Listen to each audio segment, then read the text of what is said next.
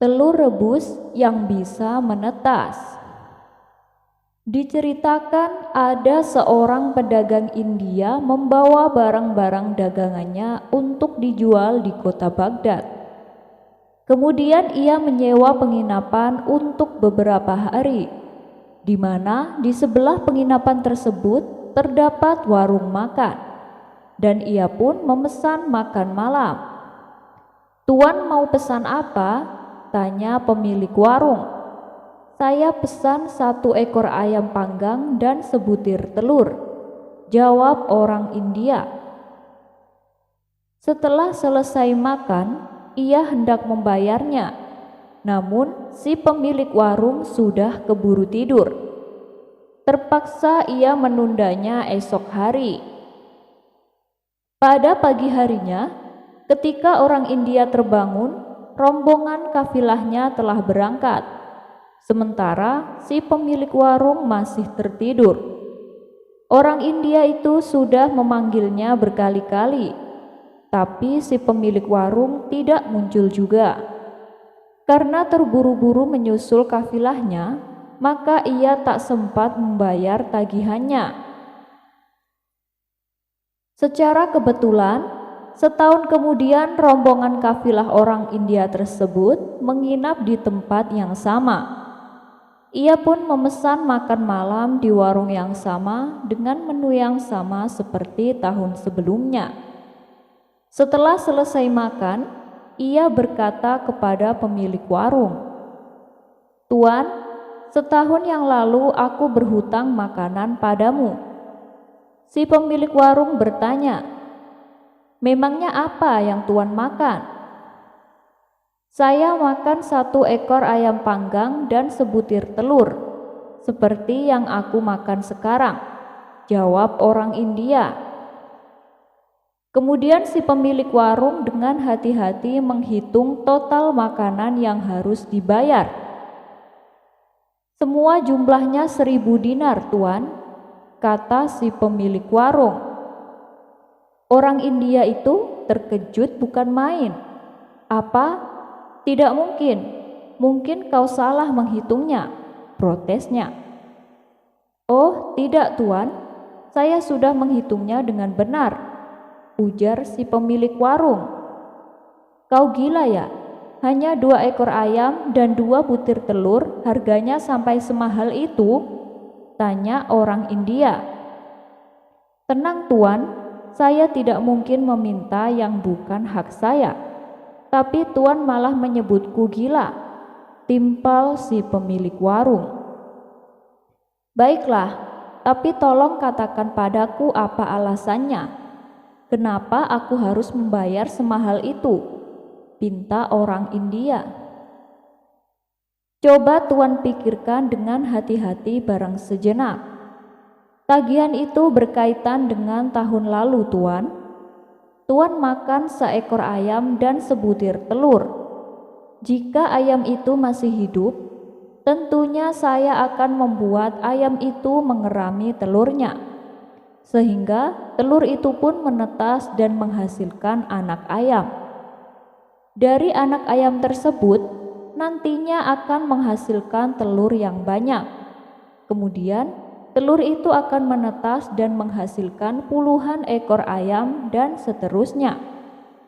Semestinya saya sudah mempunyai ribuan ekor ayam dan telur, Tuan. Tapi saya telah kehilangan keuntungan itu hanya karena untuk mengisi perut Tuan," kata si pemilik warung menjelaskan. Pertengkaran keduanya pun tak terelakkan, sehingga menarik perhatian kafilah yang ada. Setiap menit mereka mencoba menyudahi percekcokan kedua orang itu, tetapi tidak ada yang berhasil. Akhirnya diputuskan untuk meminta bantuan kepada hakim setempat. Ketika Tuan Hakim datang dan diceritakan masalahnya, ia justru mengeluarkan keputusan yang memihak kepada si pemilik warung. "Yang dikatakan pemilik warung ada benarnya. Jadi kamu harus membayar 1.000 dinar," kata Tuan Hakim. Orang India yang sangat malang itu sangat bingung dan cemas. Ia tidak tahu apa yang harus dilakukan. Di saat itulah ternyata ada salah satu orang yang bersama rombongannya kenal dan berkawan dengan Abu Nawas. Orang itu tahu bahwa hanya Abu Nawas yang dapat memecahkan masalah ini. Maka ia pun berkata di hadapan orang-orang, "Saya akan panggil kawanku. Dia adalah seorang hakim kota. Nanti apapun keputusannya harus diterima," kata orang itu. Mereka pun setuju. Maka pergilah ia ke rumah Abu Nawas. Sesampainya di sana, di hadapan Abu Nawas, ia menceritakan masalahnya. "Baiklah, cepatlah kau kembali dan katakan kepada orang-orang, 1 jam lagi aku akan datang," tutur Abu Nawas. Setelah ia kembali, orang-orang mulai menunggu kedatangan Abu Nawas. Tapi sudah 1 jam berlalu, Abu Nawas tak kunjung datang. "Bagaimana ini? Mana hakim kota yang kau janjikan? Ini sudah 1 jam lebih, tapi dia belum datang juga," tanya mereka. "Sabar, mungkin sebentar lagi," jawab orang itu. Tidak berapa lama kemudian, akhirnya Abu Nawas pun datang. Ketika Abu Nawas menghampiri mereka, semua orang berdiri menyambutnya dengan rasa hormat. Abu Nawas kemudian duduk dan memperkenalkan dirinya. "Tuan-tuan, maafkan atas keterlambatan saya. Seharusnya saya datang lebih awal. Tapi sewaktu saya hendak berangkat, ada tamu seorang petani datang untuk meminta nasihat. Kebetulan selain menjadi hakim, saya juga tahu banyak tentang ilmu pertanian. Jadi saya menyarankan kepada si petani supaya hasil pertanian gandumnya melimpah, alangkah baiknya sebelum biji gandum ditanam harus direbus terlebih dahulu," kata Abu Nawas menceritakan. Mendengar cerita Abu Nawas, hakim setempat dan orang-orang menjadi heran dan saling berbisik satu sama lain. "Sungguh aneh hakim ini, pasti orang gila," pikir mereka. Kemudian hakim setempat berkata kepada Abu Nawas, "Mana ada biji gandum yang sudah direbus bisa menghasilkan panen yang melimpah?" "Betul itu tidak mungkin dan sangat mustahil," timpal si pemilik warung. "Kalau kau anggap itu mustahil, apalagi dengan ayam dan telurmu yang sudah dimasak, mana mungkin bisa berkembang biak sampai ribuan? Coba katakan padaku, mana yang lebih mustahil?" tanya Abu Nawas kepada si pemilik warung. Semua orang terkejut dengan jawaban telak Abu Nawas. Sementara si pemilik warung hanya terdiam dan tak berani berkata sepatah pun. Tuan hakim setempat pun membenarkan apa yang diucapkan oleh Abu Nawas. "Anda benar, Tuan Abu, ayam dan telur yang sudah dimasak tidak mungkin dapat berkembang biak," ujar Tuan hakim. Akhirnya diputuskan bahwa orang India hanya membayar makanan sesuai dengan harga yang semestinya. Keduanya pun berdamai dan saling memaafkan. Abu Nawas menggali lubang di bawah tempat tidur.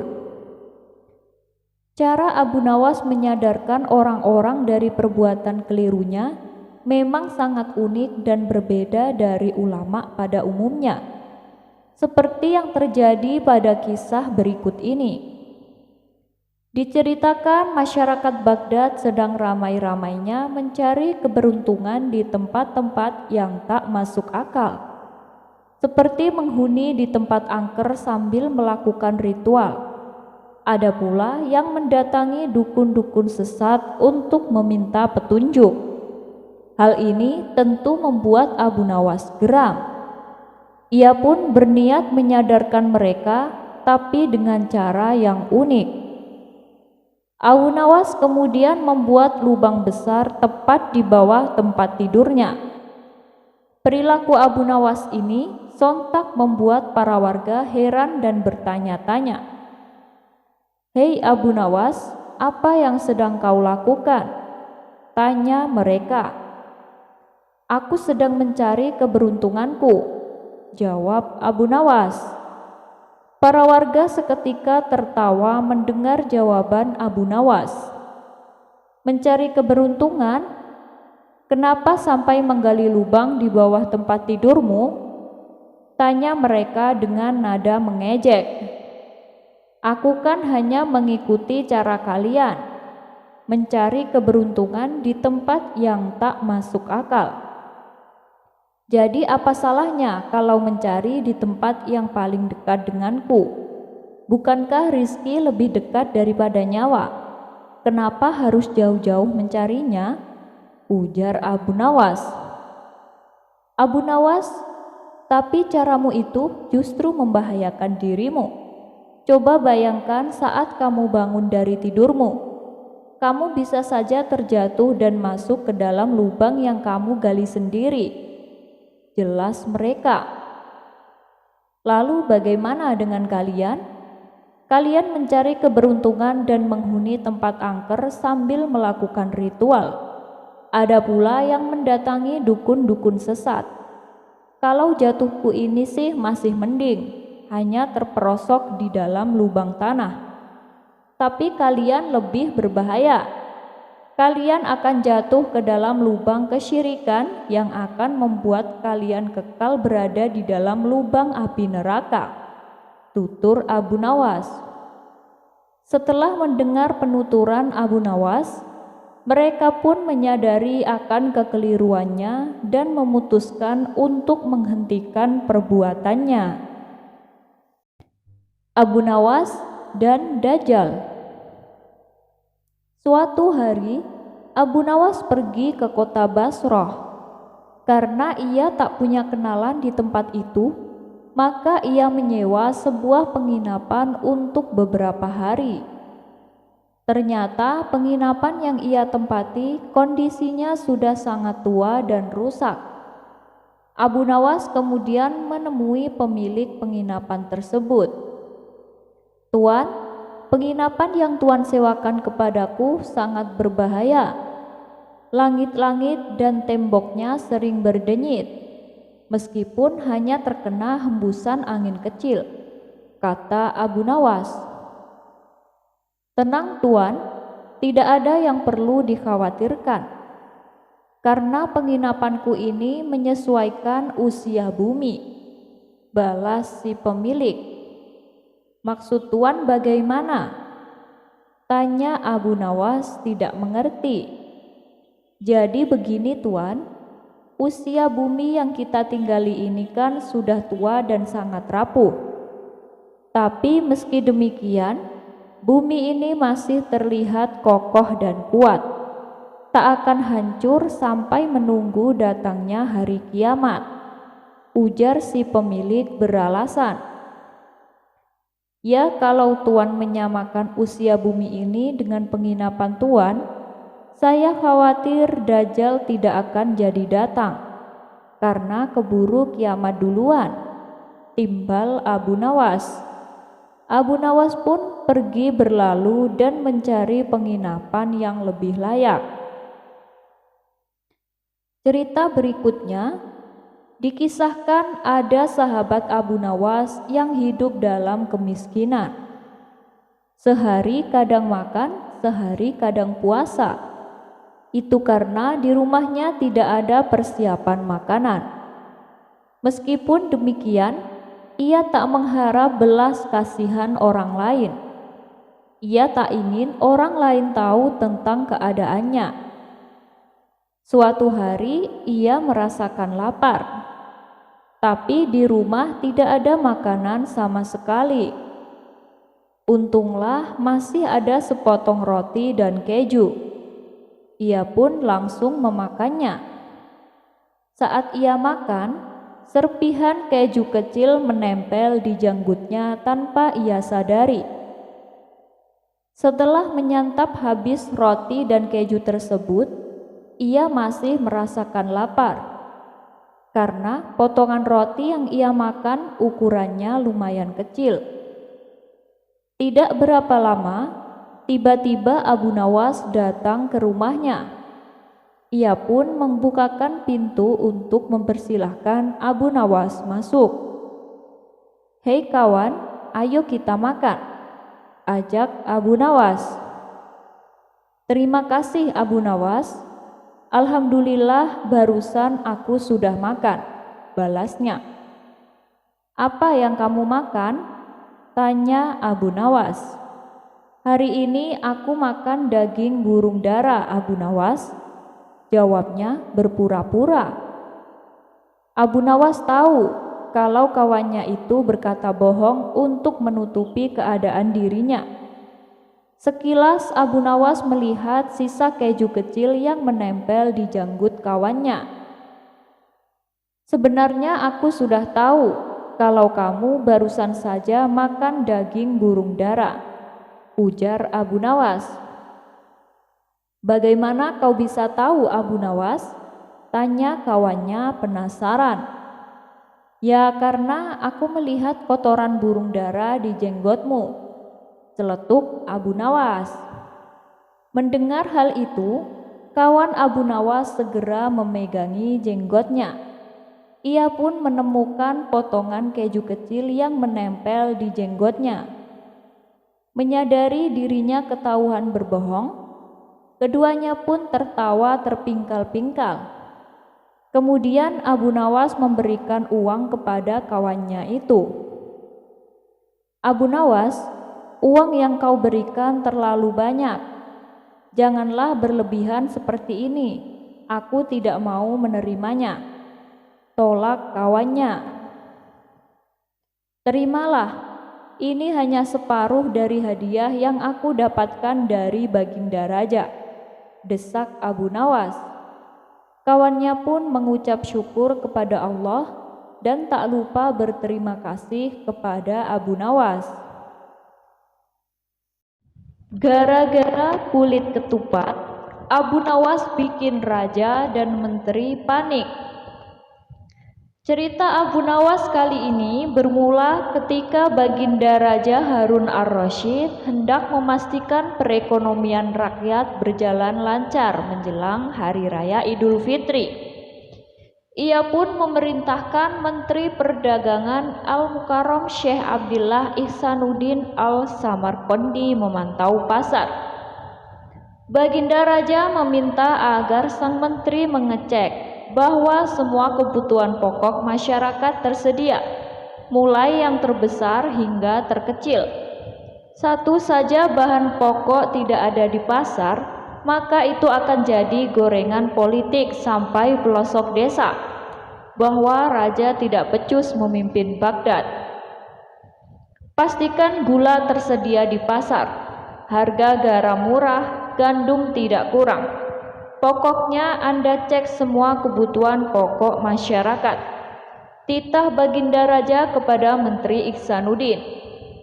Satu lagi, sekarang menjelang Lebaran, jangan cuma pasokan daging yang dikontrol, tapi kulit ketupat juga. Barang murah biasanya diremehkan. Nanti orang bilang kulit ketupat yang murah saja tidak ada, apalagi daging, imbuh Baginda Raja. "Baik Baginda Raja," jawab sang menteri. Keluar dari istana, menteri langsung memanggil staf ahli negara yakni Abu Nawas untuk membantunya mengecek pasar. Ia memerintahkan pujangga cerdas yang dikenal loyal kepada Baginda Raja ini untuk mengecek pasar dengan asumsi tidak mungkin memberi laporan palsu. Menteri meminta Abu Nawas mengecek pasar dan mendata semua yang ada di sana. Pastikan semua kebutuhan pokok rakyat tersedia dan tidak ada yang menimbun barang, pintanya. Alangkah bahagianya Abu Nawas ketika berada di pasar. Dia melihat semua kebutuhan rakyat tersedia. Rakyat gembira di bawah kepemimpinan Baginda Raja. Gula menumpuk, garam tersedia, gandum murah, daging apa saja ada. Pokoknya Baghdad di bawah Baginda Raja benar-benar mencerminkan kemakmuran. Abu Nawas juga mengecek kulit ketupat sesuai pesan menteri. Benar juga, jika kulit ketupat saja tidak ada di pasar, bagaimana dengan kapulaga dan bawang bombay? Dengan wajah ceria, Abu Nawas kembali ke istana menteri untuk melaporkan hasil surveinya. Wah, Baghdad tersenyum di bawah kepemimpinan Khalifah Harun dan Menteri Ihsanuddin. Jelasnya, semua kebutuhan pokok tersedia. Garam, gandum, gula, tanya Ihsanuddin untuk menambah keyakinannya. Ada, jawab Abu Nawas lagi. Daging, tanya menteri makin penasaran. Banyak, semua halal, ucap Abu Nawas meyakinkan menteri. Kulit ketupat, ingat ini musim lebaran, kata menteri kembali bertanya. Nah, kulit ketupat sudah saya cek di semua pasar.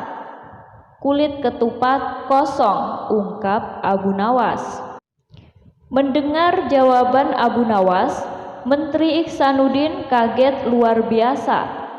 Tanpa bertanya lagi, dia bergegas menuju istana dan menyampaikan laporannya agar Baginda Raja senang. Baginda, ada kabar baik, ada kabar buruk. Baginda mau dengar yang mana dulu? Ucap menteri. Apa kabar baiknya? Tanya Baginda Raja. Semua kebutuhan pokok tersedia di pasar, jawab menteri. Kabar buruknya? Tanya lagi Baginda Raja dengan penuh rasa penasaran. Kabar buruknya hanya kulit ketupat yang tidak ada di pasar. Entah hilang dari pasaran atau ada yang menimbun, kata menteri yakin. Mendengar jawaban menterinya, Baginda Raja mengerahkan serdadunya untuk menebang pelepah kurma sebanyak mungkin, lalu membuat kulit ketupat ramai-ramai. Ia ingin membanjiri pasar dengan kulit ketupat, agar para penimbun kulit ketupat kecele dan rugi besar.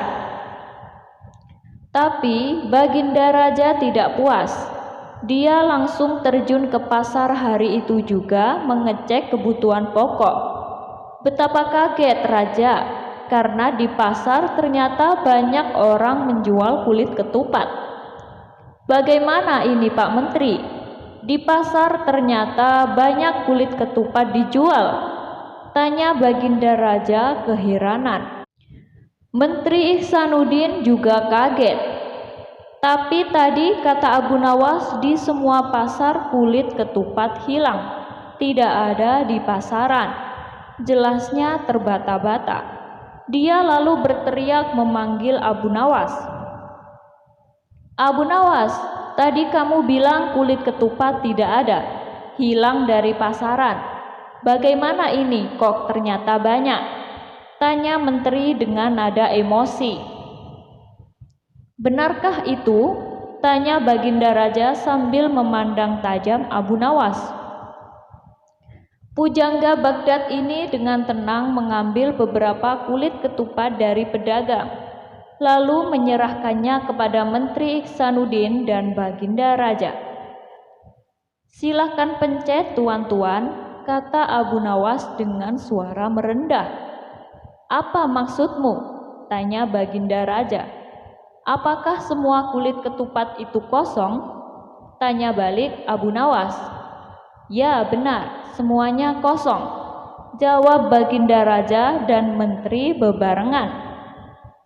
Nah, itulah yang tadi saya sampaikan kepada menteri. Tadi saya katakan, di semua pasar kulit ketupat kosong. Lalu salah saya di mana? tegas Abu Nawas menjelaskan.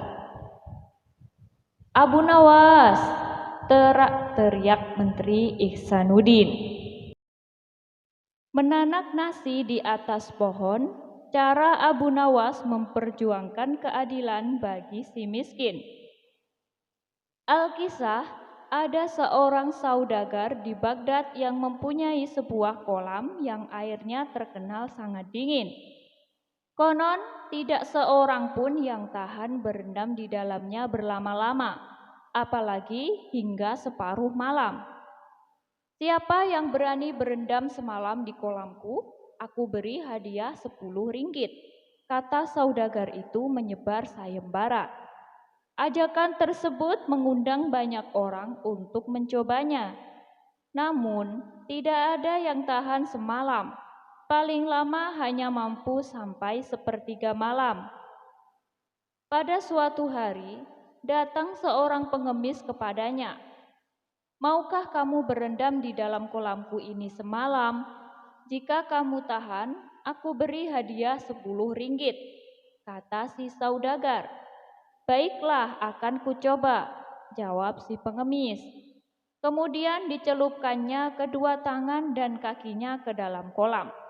Memang air kolam itu dingin sekali. Boleh juga, katanya kemudian. Kalau begitu, nanti malam kamu bisa berendam di situ, kata si saudagar. Menanti datangnya malam, si pengemis pulang dulu ingin memberitahu anak istrinya mengenai rencana berendam di kolam itu. Istriku, kata si pengemis sesampainya di rumah, bagaimana pendapatmu bila aku berendam semalam di kolam saudagar itu untuk mendapat uang 10 ringgit? Kalau kamu setuju, aku akan mencobanya. Setuju, jawab si istri mengiyakan. Moga-moga Tuhan menguatkan badanmu. Kemudian pengemis itu kembali ke rumah saudagar. Nanti malam jam 8 kamu boleh masuk ke kolamku dan boleh keluar jam 6 pagi, kata si saudagar. Jika tahan, akan kubayar upahmu. Setelah sampai waktunya, masuklah si pengemis ke dalam kolam. Hampir tengah malam ia kedinginan, sampai tidak tahan lagi dan ingin keluar. Tetapi karena mengharap uang upah 10 ringgit, ditahannya maksud itu sekuat tenaga. Ia kemudian berdoa kepada Tuhan agar airnya tidak terlalu dingin lagi. Ternyata doanya dikabulkan. Ia tidak merasa kedinginan lagi. Kira-kira jam 2 pagi anaknya datang menyusul. Ia khawatir, jangan-jangan bapaknya mati kedinginan. Hatinya sangat gembira ketika dilihat bapaknya masih hidup. Kemudian ia menyalakan api di tepi kolam dan menunggu sampai pagi. Siang harinya, pengemis itu bangkit dari kolam dan buru-buru menemui si saudagar untuk minta upahnya. Namun saudagar itu menolak membayar. Aku tidak mau membayar, karena anakmu membuat api di tepi kolam. Kamu pasti tidak kedinginan. Si pengemis tidak mau kalah. Panas api itu tidak sampai ke badan saya. Selain apinya jauh, saya kan berendam di air.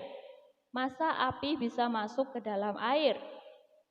Aku tetap tidak mau membayar upahmu, kata saudagar itu ngotot. Sekarang terserah kamu, mau melapor atau berkelahi denganku. Aku tunggu. Dengan perasaan gondok, pengemis itu pulang ke rumah. Sudah kedinginan setengah mati, tidak dapat uang lagi, ucapnya dengan hati masyghul. Ia kemudian mengadukan penipuan itu kepada seorang hakim. Hakim itu malah membenarkan sikap sang saudagar. Lantas ia berusaha menemui orang-orang besar lainnya untuk diajak bicara. Namun ia tetap disalahkan juga. Kemana lagi aku akan mengadukan nasibku ini, kata si pengemis dengan nada putus asa. Ya Allah, engkau jugalah yang tahu nasib hambamu ini. Mudah-mudahan tiap orang yang benar engkau menangkan. Doa keluh kesahnya dalam hati. Ia pun berjalan mengikuti langkah kakinya dengan perasaan yang semakin dongkol. Di tengah kegalauannya itu, ia bertemu dengan Abu Nawas di sudut jalan. "Hai hamba Allah," tegur Abu Nawas, ketika melihat pengemis itu tampak sangat sedih. "Mengapa Anda kelihatan murung sekali, padahal udara sedemikian cerah?" "Memang benar, hamba sedang dirundung malang," jawab si pengemis, lantas diceritakan musibah yang menimpa dirinya. "Jangan sedih lagi," kata Abu Nawas ringan. Begitu mendengar cerita si pengemis, "Insya Allah aku dapat membantu menyelesaikan masalahmu. Besok datanglah ke rumahku dan lihatlah caraku. Niscaya kamu menang dengan izin Allah." "Terima kasih banyak, Anda bersedia menolongku," kata si pengemis dengan mata berbinar.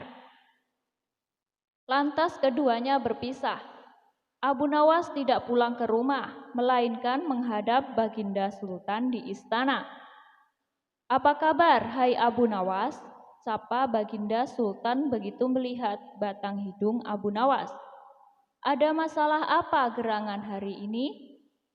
"Kabar baik, ya Tuanku Syah Alam," jawab Abu Nawas. "Jika tidak keberatan, Patik, silahkan Baginda datang ke rumah Patik, sebab Patik punya hajat." "Kapan aku mesti datang ke rumahmu?" tanya Baginda Sultan. "Hari Senin jam 7 pagi, Tuanku," jawab Abu Nawas. "Baiklah," kata Sultan, "aku pasti datang ke rumahmu." Begitu keluar dari istana, Abu Nawas langsung ke rumah saudagar yang punya kolam. Kemudian ke rumah Tuan Hakim dan pembesar-pembesar lainnya yang pernah dihubungi oleh si pengemis. Kepada mereka Abu Nawas menyampaikan undangan untuk datang ke rumahnya Senin depan. Singkat cerita, hari Senin pun tiba.